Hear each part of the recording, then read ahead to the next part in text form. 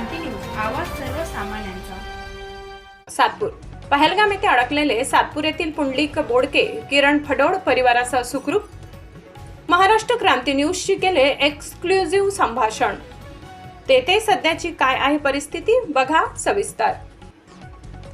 जम्मू काश्मीरमधील पहलगाम येथे अतिरेकी हल्ला झाल्याने संपूर्ण देशात खळबळ उडाली आहे। विशेषतः महाराष्ट्र आणि नाशिक जिल्ह्यातील नागरिकांमध्ये या घटनेमुळे चिंता वाढली होती। महाराष्ट्रातून सुमारे 4000 ते 5000 पर्यटक काश्मीरला गेले होते। त्यामध्ये नाशिक जिल्ह्यातून जवळपास 500 पर्यटकांचा समावेश होता। या पर्यटकांमध्ये सातपूर येथील सामाजिक कार्यकर्ते पुंडलिक बोडके आणि किरण फडोड हे त्यांच्या कुटुंबासह पहलगाम येथे वास्तव्यास होते। अतिरेकी हल्ल्याच्या वेळी ते त्या परिसरातच होते, मात्र स्थानिक नागरिकांच्या मदतीने त्यांनी सुरक्षित आश्रय घेतला। त्यांनी महाराष्ट्र क्रांती न्यूजशी केलेल्या खास संभाषणात आपल्या अनुभवाबद्दल सांगितले। त्या क्षणी आम्ही अतिशय घाबरलेलो होतो, मात्र स्थानिक लोकांनी आम्हाला खूप मदत केली। त्यांच्या सहकार्यामुळे आम्ही सुरक्षित आहोत, असे पुंडलिक बोडके यांनी सांगितले। आज दिनांक 24 एप्रिल रोजी बोडके आणि फडोड कुटुंबाने मुंबईकडे परतीचा प्रवास सुरू केला। त्यांच्या म्हणण्यानुसार सध्या पहलगाम परिसरात भीतीचे आणि तणावपूर्ण वातावरण आहे।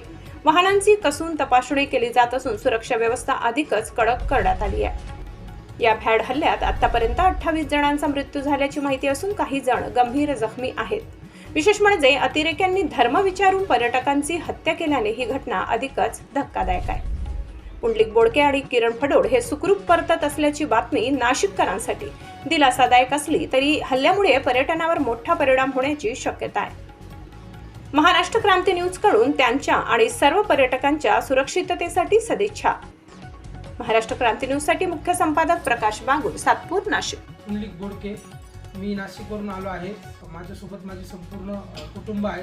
आम्ही गेल्या 8 दिवसापासून काश्मीरमध्ये होतो व काल जो पहलगाममध्ये हल्ला झाला त्या ठिकाणी आम्ही परवा 12:30 वाजता तिथे होतो। परवा आम्ही दिवसभर तिथे होतो, पण आमच्या मनात पण वाटलं नाही असं की असं काही होऊ शकतं। पण काल जो काही अचानक जो हल्ला झाला आहे पर्यटकांवर, तो खूपच भयानक आहे व खूप वाईट आहे। पण आत्ता आम्ही सर्व सुखरूप आहोत व आमच्यासोबत जे फियाज भाई आहे ते आमच्या कुटुंबाप्रमाणे आमची काळजी घेत आहे व त्यांनी त्यांच्या टीमला पण बोलवलं आहे व इथले जे स्थानिक लोक आहेत ते पण खूप पर्यटकांना मदत करत आहेत। त्यामुळे आम्ही सर्व सुखरूप आहोत। आम्ही उद्या आमच्या मुंबईच्या प्रवासासाठी निघणार आहोत। त्यामुळे आणि माझ्या कालपासून खूप मित्रपरिवाराचे व आमच्या नातेवाईकांचे फोन आले की तुम्ही कसे आहात, पण आम्ही सुखरूप आहोत। आम्ही सर्व महाराष्ट्रातील जनतेला सांगतो की आम्ही सुखरूप आहोत। आपल्या सगळ्यात जास्त महाराष्ट्रातले पर्यटक इथे आहेत, ते पण त्यांच्या परीने सुखरूप आहेत व स्थानिक लोक खूप मदत करत आहेत आम्हाला। जय हिंद, जय महाराष्ट्र। अशाच नवनवीन बातम्या पाहण्यासाठी आमच्या महाराष्ट्र क्रांती न्यूज या YouTube चॅनलला लाईक करा, सबस्क्राईब करा आणि बेल आयकॉनला प्रेस करा।